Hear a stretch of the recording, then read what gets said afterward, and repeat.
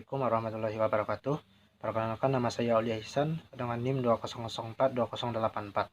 Pada kesempatan kali ini saya akan menjelaskan tentang sistem pengolahan transaksi dan otomasi perkantoran. Pembahasan pada kesempatan kali ini yaitu Transaction Processing System serta otomasi perkantoran. TPS sendiri merupakan sistem yang mengolah data dalam suatu organisasi, yang mana informasi dari luar harus diolah terlebih dahulu agar bisa digunakan untuk kepentingan organisasi. Hal ini dapat dianalogikan seperti pembuatan minyak goreng, yang mana bahan baku dari minyak goreng sendiri ialah kelapa sawit. Oleh karenanya, untuk menciptakan barang yang lebih berkualitas dan lebih memiliki banyak manfaat, maka harus diolah terlebih dahulu. Sama halnya dengan informasi sendiri, harus diolah terlebih dahulu sehingga bisa digunakan untuk mencapai tujuan organisasi. Dalam menjalankan tugasnya, TPS memiliki beberapa tugas pokok. Di antaranya terbagi menjadi 4 bagian pokok, yaitu yang pertama, pengumpulan data.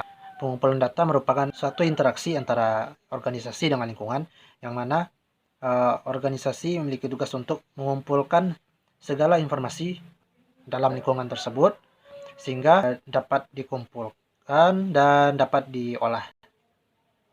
Selanjutnya yaitu manipulasi data.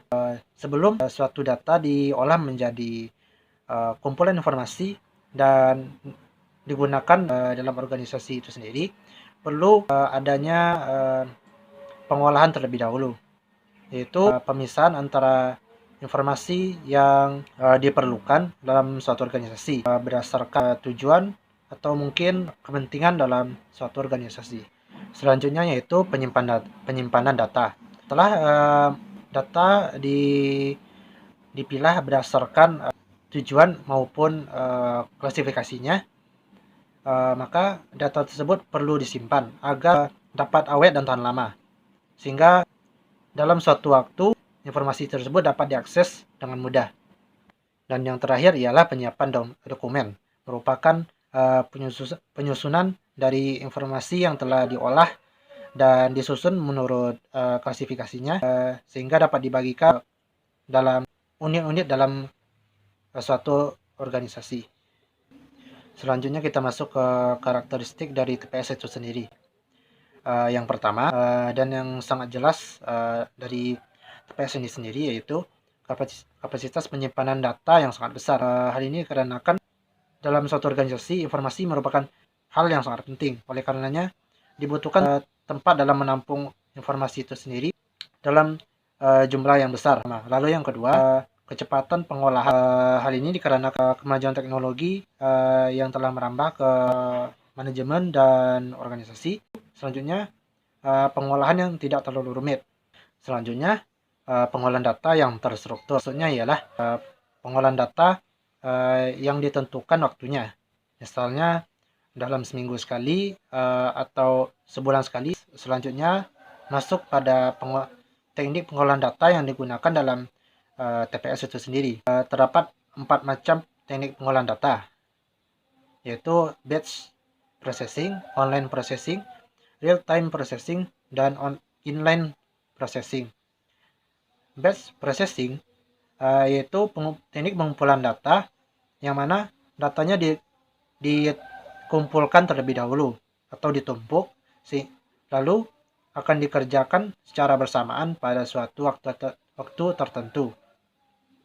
Lalu selanjutnya online processing, yaitu teknik pengumpulan data yang langsung diolah pada saat itu juga.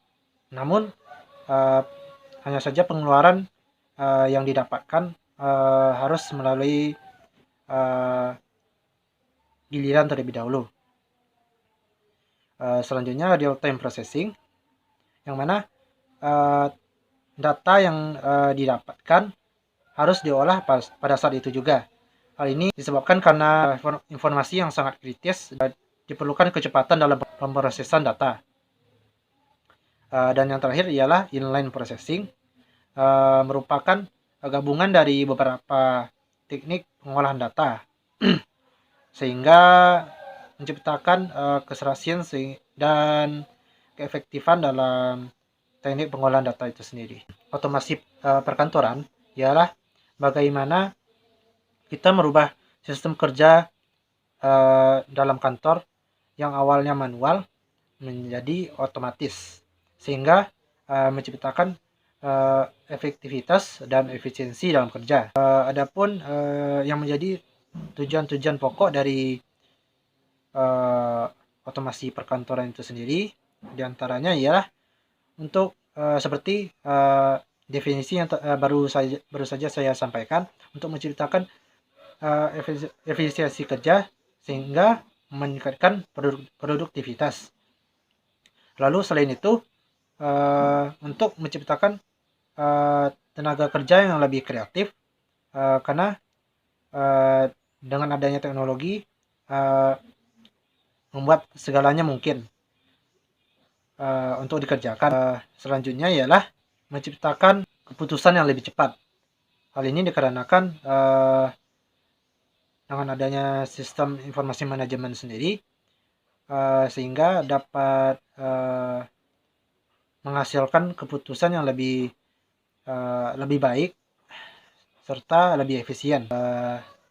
Tujuan lain dari otomasi kantor ialah untuk menghindari biaya-biaya yang tidak diperlukan. Manfaat dari otomasi perkantoran diantaranya dapat menyelesaikan pekerjaan di dalam kantor menjadi lebih cepat. Selanjutnya dapat mengurangi beberapa permasalahan dalam perkantoran karena sistem yang masih manual. Lalu dengan otomasi perkantoran sendiri dapat menghemat ruang penyimpanan data.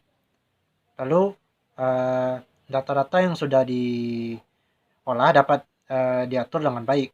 Kesimpulan yang dapat saya sampaikan pada kesempatan kali ini ialah pada zaman yang penuh teknologi ini menyebabkan berbagai sektor kehidupan kita banyak memakai teknologi.